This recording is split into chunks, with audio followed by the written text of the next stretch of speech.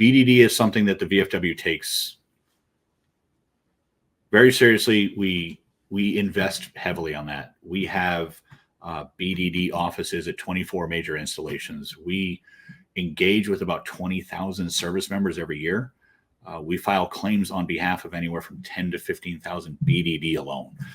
We see making sure that service members have the care and benefits they have, right after they drive out the gate for that last time as something critical.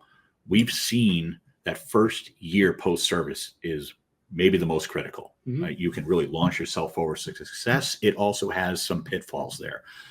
Having that air cover of the healthcare, so you have the continuity of care, the continuity of pharmacy, you have the ability to have that ready to go. Also your benefits ready to access them, whether it's your GI Bill, it's your disability compensation, your VA home loan certificate of eligibility, things like that. Those are critical. So we invest heavily into putting employees at those areas. That's why we're pushing for a piece of legislation called the TAP Promotion Act to mandate that BDD is offered at as many locations as possible. You're absolutely right, though. It is a very easy thing to do. We need to get the medical records, right? That takes far too long. But putting the claim in, you're absolutely right, because you're in service. All this stuff is still incident to service while you're in. Let's get that done now. Even if you don't feel you need it right there, if there's any active duty folks watching, even if you don't feel you need it today, don't wait until 10 years when you may need it. That's not the time to be messing around with bureaucracy. And BDD is quick enough. People aren't getting it right at service, but we're talking weeks after service. That is very quick. So please do that if anybody can. If you know anybody still in service, get that done. It is very important. And you're right, they should not be taking advantage of the troops doing that. Oh, yeah. I just spoke to a Chief Warrant Officer 3 who just retired in December of 23. It took him 18 days after he left the Marine Corps to be 100% through BDD, right?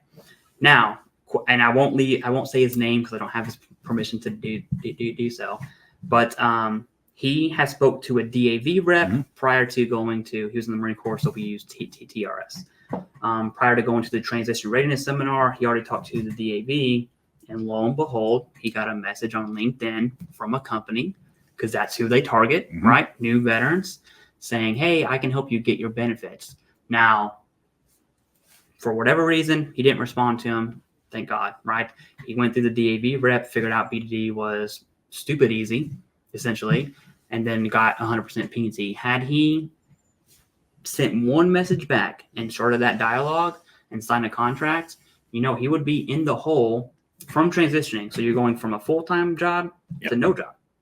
And I have 4 kids. So he won't have back pay. Yeah. Yeah. So he won't get that retro payment to pay out of. Exactly. I have 4 kids. And so people look at transitioning service members for some reason as single. That's like the standard. Like when someone talks about transitioning, they just never think about the family.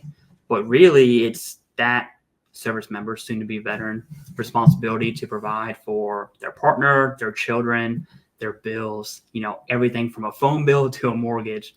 All that is combined. And imagine transitioning from service, being preyed upon by a company when your evidence would have got you 100% P&T on its own, and now you have this 16,000. Let's just give them the benefit of the doubt and say 10 grand, right? It's much more than that. You have a $10,000 bill, but you also have kids to take care of, and you have no back pay because he got his benefits in 18 days. And it's just something that I'm never gonna get over.